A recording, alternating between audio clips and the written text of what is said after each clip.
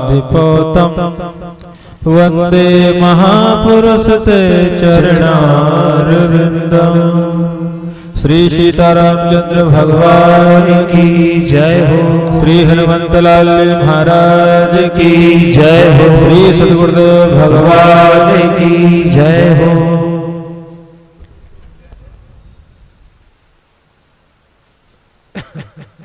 श्री भगवत कृपा से अब एक त्योहार आ रहा है जिसका नाम है दीपावली। वाह, दीपावली किसकी वली?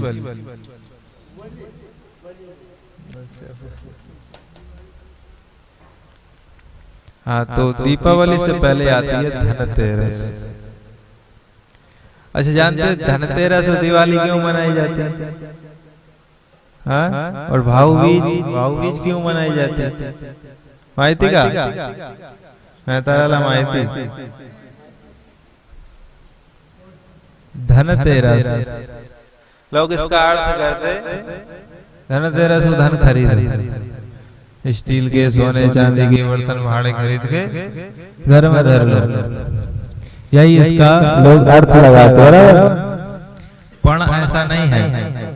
धनतेरस ये जो काल है कार्तिक मास, ये समुद्र मंथन का काल है।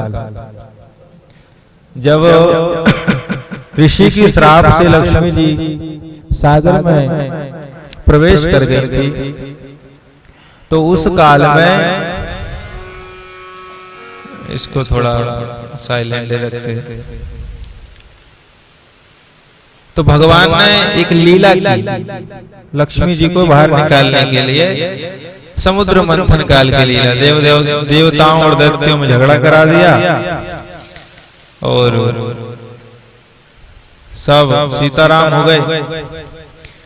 फिर अमृत की प्राप्ति हेतु कराया गया समुद्र मंथन। तो समुद्र मंथन से 14 रत्न निकले। ये कार्तिक का महीने में ही समुद्र मंथन हुआ था। तो धन्वंतरी भगवान धनतेरस के दिन प्रकट हुए, समुद्र से निकले, हाथ में वेद और एक हाथ में अमृत का कलश लेकर के निकले। तो धनतेरस को धन खरीद करके धन्वंतरी भगवान की आराधना करनी चाहिए। तात्पर्य यह है कि धन्वंतरी भगवान के हाथ में क्या है? अमृत का कलश। जैसे देवता लोग अमृत पी करके अमर हो रहे, वैसे ही हम लोगों को भी अमर होने का वरदान मानना चाहिए उनकी पूजा करके। अब अमर मतलब हम लोग तो अमर हो नहीं सकते। देखिए, शरीर का अमर होना, शरीर का अमर होना नहीं है। हमारी आत्मा पहले से अमर है। राक्षस क्या करते हैं? शरीर को अमर बनाना चाहते हैं, और भगवान ये संभव नहीं होने देते। उनको मार डालते हैं किसी न किसी बहाना निकाल कर। ऐसा प्लान बनाते हैं कि कभी सोचते ही नहीं। हाँ, एक राक्षस हुआ हिरण्यकश्यप, उसने ऐसा प्लान बनाया अपना, अभय हुआ कि हर जगह से उसने काल कोठरी खींच ली, कहीं से काल प्रवेश ही ना कर सके। लेकिन भगवान ने ऐसा रास्ता निकाला उसकी काल कोठरी को भेदन करने का। उसने कहा 12 महीने में ना मरूं। तो भगवान ने 13वां महीना, जिसको अधिक मास कहते हैं, वो निकाल डाला। किसी युग में ना मरूं, तो भगवान ने युग संधि में उसे मारा। दिन में ना मरूं, रात में ना मरूं, तो संध्या काल में जब सूर्य अस्त हो रहा है और रात्रि में प्रवेश हो रहा है, उस समय मारा। अस्त्र से न मारो, शस्त्र से न मारो, दुनिया भर की बातें उसने वहां पर मांगी। ब्रह्मा जी से भगवान ने सबको काट दिया और उसको वध किया। तो शरीर का अमर होना नहीं है। अमर होना ये अमर होना है कि जन्म ही नहीं होगा तो अमर क्यों? जन्म ही नहीं हुआ तो अमर हो गए। जन्म ना होने, जब जन्म होगा तो मृत्यु अवश्य होगी। यह जन्म से पहले ही निर्धारित हो जाता है। माँ के गर्भ में जब जीव आता है तो निर्धारित हो जाता है कि इसकी मृत्यु कब होनी है। इसलिए जन्म ही नहीं होना चाहिए, ये अमृत्यु का कारण प्रयोजन है। तो धन्वंतरि भगवान की आराधना इसलिए करना चाहिए कि हे प्रभु, हमें भगवान के श्री चरणों में अनुराग हो, प्रेम हो, और जैसे आपने देवताओं को अमर बना दिया उसी प्रकार से हमारे भगवत प्रेम को अमर बना करके हमें भी अमर बना दीजिए, हमारा दोबारा जन्म ही ना हो। यह तात्पर्य है। अब दीपावली क्यों मनाई जाती है? दीपावली के दिन समुद्र मंथन से सुबह कामधेनु और शाम को लक्ष्मी जी का प्रादुर्भाव हुआ। सुबह गाय प्रकट हुई और शाम को कामधेनु श्री सीताराम श्री लक्ष्मी जी प्रकट हुई है।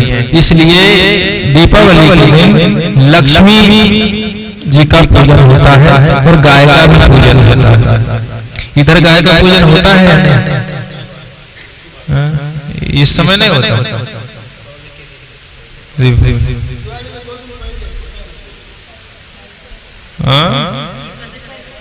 एकादशी ला ये जो निकल आने वाली बात।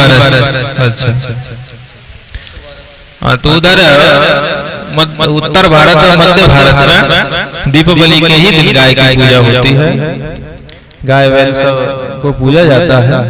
फिर लोक रीति जिनकी करें, जैसा देश वैसा बेश, देश के हिसाब से जो पूर्वजों ने परंपराएं बना दी हैं उनके हिसाब से भी चलना है। पर सुबह गाय का प्रादुर्भाव हुआ और शाम को श्री लक्ष्मी जी।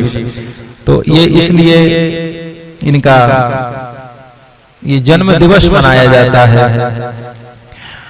संसार में तीन रात्रियां हैं, एक काल रात्रि है, एक शिवरात्रि है और एक नवरात्रि है।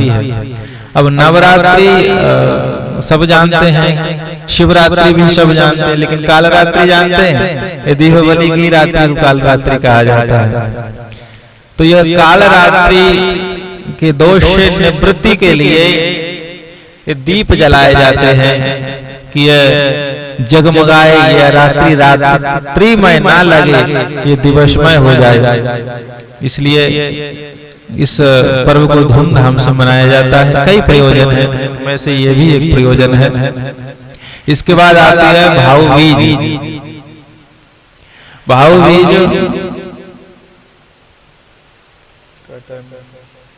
भाऊबीज जो मनाई जाती है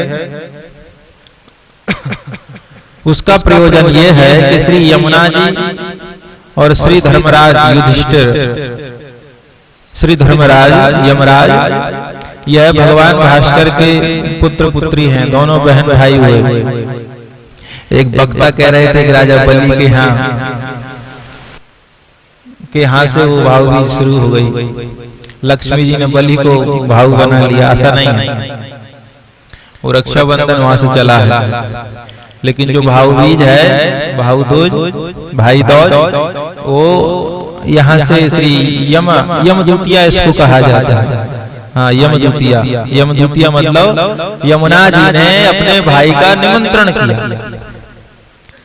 यमराज आए और इन्होंने अपने हाथ की कला से जितने भी पकवान इनको बनाना आता था या होते हैं, संपूर्ण पकवान बना करके उनको आदर सहित भोजन कराया और वह प्रसन्न होकर के वो वरदान मांगने के लिए कहे।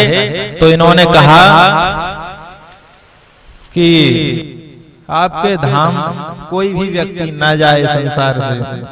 तो उन्होंने कहा ये असंभव है, हमारे धाम तो जो कर्म के हिसाब से व्यक्ति को आना ही पड़ता है।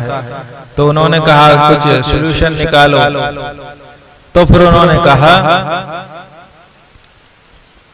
कि आज भाऊबीज के दिन जो भी व्यक्ति यमुना जी में स्नान करेगा और श्री यमुना जी व धर्मराज जी दोनों का स्मरण करके उनकी पूजा करके भगवान श्री हरि की आराधना करेगा, वह व्यक्ति यमलोक नहीं जाएगा, वह यम की ताड़ना से प्रताड़ित नहीं होगा। इसलिए ये भाव मनाई जाती है, जो आप लोग मनाएं, धूमधाम से मनाएं, लेकिन उनका प्रयोजन जान करके मनाएं तो अच्छा रहता है। वो कहीं का त्योहार कहीं जाके फिट कर दें तो वो एक भागवत कथा हो रही थी एक जगह, वहां वक्ता बोल रहे थे कि वो भाऊ बीज राजा बलि के यहाँ से चली, वहां से नहीं चली, वहां से रक्षाबंधन का त्योहार जो है आरंभ हुआ। रक्षा सूत्र जी ने बद्धो बलि राजा दानवेंद्रो महाबला, जो रक्षा सूत्र बांधने का मंत्र भी वहां पर बताया गया है। तो आप लोग मनाएं, उसके बाद फिर अपना प्रतिवर्ष की भांति जो अन्नकूट भंडारा है वह सबको पता है, वह भी आने वाला है। तो आप भाऊ बीज बड़े प्रेम से मनाइए, परंतु उधर भी ध्यान दीजिए, भंडारा की ओर दिन रात करके सेवा करके उसको भी पूर्ण करना होता है। तो आज इन्हीं के साथ श्री सीतारामचंद्र भगवान की, श्री हनुमंतलाल जी महाराज की, श्री सतगुरुदेव भगवान की जय। जय सीताराम।